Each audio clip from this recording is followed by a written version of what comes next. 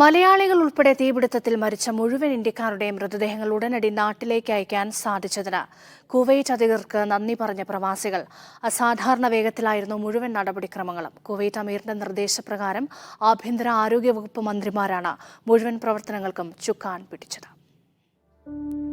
Embalming നടപടികൾ പൂർത്തീകരിച്ച് മോർച്ചറിയിൽ നിന്നും മൃതദേഹങ്ങൾ ആംബുലൻസുകളിലേക്ക് കൈമാറുമ്പോൾ കണ്ണീരടക്കാൻ പാടുപെടുകയായിരുന്നു മരണപ്പെട്ടവരുടെ കുവൈത്തിലെ ബന്ധുക്കളും സുഹൃത്തുക്കളും സഹപ്രവർത്തകരും.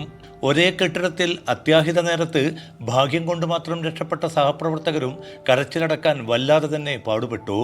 പ്രിയപ്പെട്ടവർ ഇനിയില്ല എന്ന തിരിച്ചറിവിൽ പലരും വിങ്ങിപ്പൊട്ടി.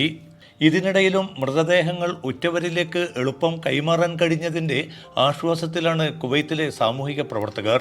സാധാരണഗതിയിൽ ദിവസങ്ങൾ വേണ്ടിവരുന്ന പ്രക്രിയ കൂടിയാണിത്. പെരുന്നാൾ അവധിക്ക് തൊട്ടുമുമ്പ് സംഭവിച്ചതാണ് അത്യാഹിതം. അതുകൊണ്ട് തന്നെ മൃതദേഹങ്ങൾ കൈമാറുന്നതിന് ദിവസങ്ങൾ തന്നെ എടുത്തേക്കുമെന്ന ആശങ്കയിലായിരുന്നു പലരും. തീപിടുത്തത്തിൽ വെന്തുമരിച്ചവരെ തിരിച്ചറിയാൻ വൈകിയേക്കുമെന്ന ആധി വേറെയും. എന്നാൽ മൃതദേഹങ്ങൾ നാട്ടിലേക്ക് അയക്കുന്നതിന് അതൊന്നും തന്നെ തടസ്സമാകരുതെന്ന കുവൈത്ത് അമീറിന്റെ പ്രഖ്യാപനം വന്നതോടെ എല്ലാ നടപടികളും ശരവേഗതയിൽ. കൂടുതൽ ജീവനക്കാരെ നിയമിച്ചാണ് ഏതാനും മണിക്കൂറുകൾ കൊണ്ട് എല്ലാവരുടെയും എംബാമിംഗ് നടപടി ദജീജ് മോർച്ചറിയിൽ പൂർത്തീകരിച്ചത്. അത്യാഹിതം സംഭവിച്ചതു മുതൽ എല്ലായിടങ്ങളിലും ഓടിയെത്തി രക്ഷാപ്രവർത്തനം മുതൽ മൃതദേഹങ്ങൾ നാട്ടിലെത്തിക്കുന്നതിൽ വരെ മുന്നിൽ നിന്നത് പ്രധാനമായും രണ്ടുപേർ. കുവൈത്ത് ആഭ്യന്തരമന്ത്രി ഷെയ്ഖ് ഫഹദ് യൂസുഫ് അൽ സബാഹും ആരോഗ്യമന്ത്രി ഡോക്ടർ അഹമ്മദ് അബ്ദുൽ വഹാബ് അൽ അവാദിയും.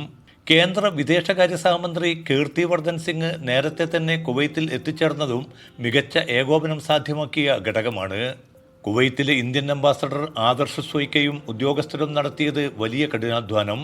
അകാലത്തിൽ പൊലിഞ്ഞ മനുഷ്യരുടെ നാട്ടിലേക്കുള്ള യാത്ര എളുപ്പമാക്കാൻ യത്നിച്ച എല്ലാവർക്കും നിശബ്ദമായി നന്ദിയോതുകയാണ് കുവൈത്തിലെ മലയാളി പ്രവാസി സമൂഹം. Media 1 Kuwait city.